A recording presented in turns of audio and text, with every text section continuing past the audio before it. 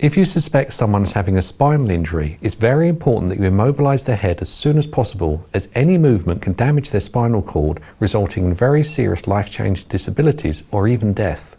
Spinal injuries can vary from car accidents to falls. In this example, we're looking at a possible spinal injury on a sports field.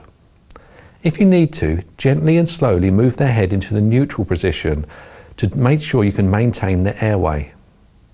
There are 3 ways you can support the head.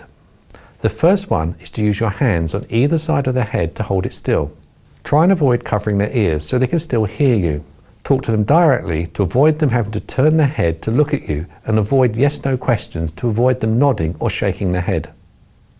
Using your hands, this can be very tiring, so you can support their head between your knees on either side of their head, or lay down on the floor to support their head with your hands.